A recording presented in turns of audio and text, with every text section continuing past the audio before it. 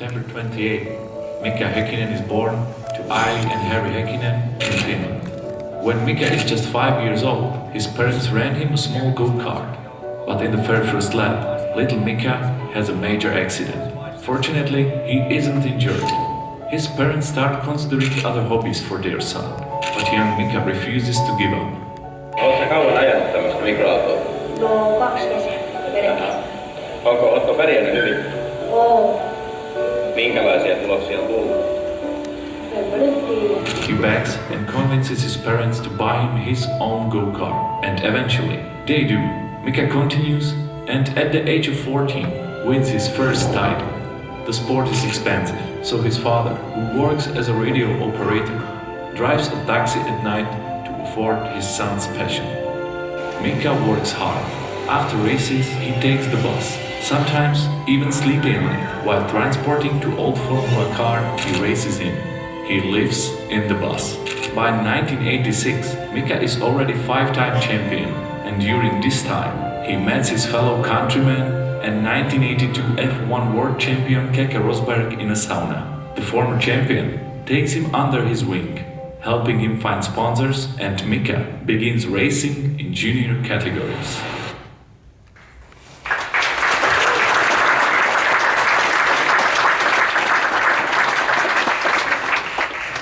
So that's first part, we're gonna go through. That's funny, the guest before you, he said when he was starting racing on the motorbike, he straight away fell over and broke his arm, three pieces. In that video, he only started racing, had a car accident straight away, but still didn't give up. Even the car accident didn't stop you, carry on driving? No, it didn't stop me, you know, and motor racing is dangerous. That's what it is, and of course when you're at a young age and you have an incident with your go-kart, example with the go-kart, you are young first of all, so you have no fear really, but it doesn't mean that you just ignore that fear and you continue pressing. It's an important factor that way somebody explained to you that way why this is happening. And in my case it was very simple, you know, I had an incident with my very first run when I did the go-kart, and I was just going in a curb a little bit too aggressively and the car flipped over and I stuck under the go-kart. So my father did explain to me that way, you know, when you go around that particular corner, leave the little gap. You know, don't go too close. And there's a simple advice what I got from my parents and when I was racing. That way you can go flat out. You can drive very fast indeed, but make calculated risks what you do out there. Think what you do, and it's not because it is dangerous. So you have to think every move what you do when you're driving out there. So, but anyway, you know, it's part of the motor racing, and later on in my career, even go-karting, you were sure that every single year you had an accident. Sometimes a little one, sometimes a bigger one, but it's part of the journey. But again, when you're young, you don't think about it. You don't think about it, you just go for it. But later on, of course, when you do get older, you start understanding the risks. Yes, you mentioned your father quite a few times, but again, when I had a guest here before, his father was from motor racing background, but your father wasn't. So it makes me think, how come he get you a go-kart? Why he didn't? You're from Finland. Why he didn't get you a hockey stick or something normal to do? Football, hockey stick, or something like that. He got you a go-kart. I understand. Of course, Finland. We have winter sports are very powerful. Ice hockey, ski jumping, cross-country skiing, slalom. But the motor racing in Finland is very big. Finland motor racing is very big. I think Finland we have roughly more than 400,000 lakes, and when you are going away from our capital city Helsinki, a little bit 200 kilometers, 150 kilometers from the capital of Helsinki, most of the roads are in gravel, and of course when you talk about 400,000 lakes, around these lakes are a lot of gravel roads. So when you are driving those gravel roads, it's nice to put the car sideways. And same time, at the winter time, when those lakes are frozen, everybody builds the go-kart track on ice. They build a track on ice where you can drive with a road car and having fun. And the sport is all about the fun. You know, that is the purpose of the exercise about the sport, that way you enjoy and you're having fun. And Finland gave that opportunity for me in motor racing to have fun. When I was playing ice hockey,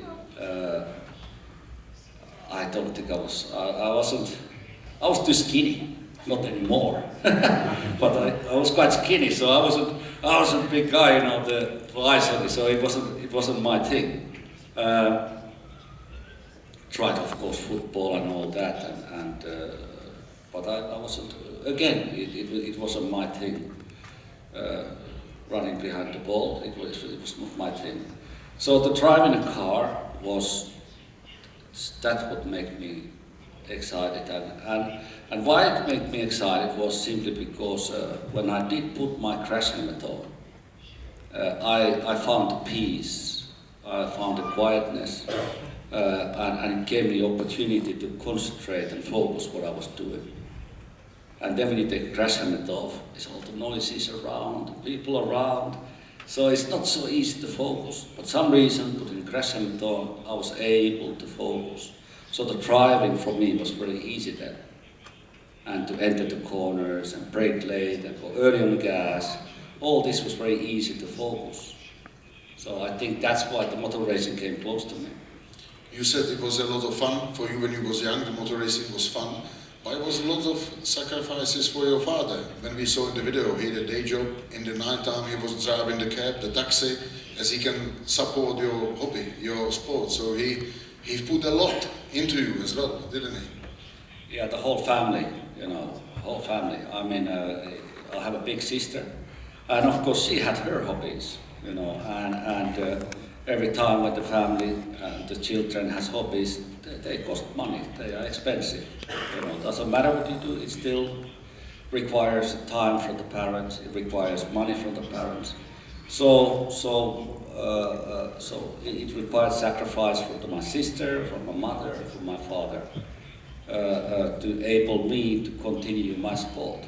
It's okay that way you just do little hobby, but after a few years, when you start developing, you're getting older, the sports start getting more expensive, it's demanding more time from the family.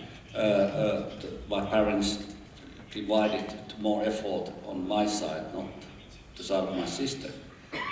And she accepted, so that was the most important. But it was a hard work. Financially, of course, the parents have to work very hard to able to finance all that sport. Go-karting, motor racing is expensive, and it requires a lot of time. So it was not, there was not, I don't even remember at all that way my parents ever would have planned to go holiday somewhere, to take an airplane and to go somewhere to holiday. All the holidays were dedicated for motor racing and to go to go-karting. And it was a lifestyle. Of course, I didn't see, when I was a young kid, I didn't see that parents would need to sacrifice, or it was a lifestyle what we are doing. And later on, when I got older, I was in Formula 1, started making some money. Of course, I used that opportunity to give my parents back the good quality of the life and good medical care that they can enjoy the time of their life. Yeah, the money is a big part of the sport, and as we saw in the video, you met when it came the time when you was 14, 15 or older, when you really need the serious money, the sponsors. You met the Kek Rosberg, you met him in an unusual place in Solna. So I was going to ask, is it like a place for you drivers where you spend a lot of time? Because, you know, back in the day, the cars, they were so extremely hot. As you used to the sweating, are you going saunas a lot? Or How come you met him in the sauna, out of all places in the world? Well, I think it happened in Helsinki actually, but well, sauna is very traditional thing for Finland, of course, and it's the place to relax. And I don't know if the sauna. I think the sauna is getting more popular and global around the world. I think it's a good thing. But Formula One, the temperature is getting extremely hot inside, extremely, very, very difficult. And you are the sports person. You understand the importance of the fluid. You understand the dehydration, what the body goes through, and if the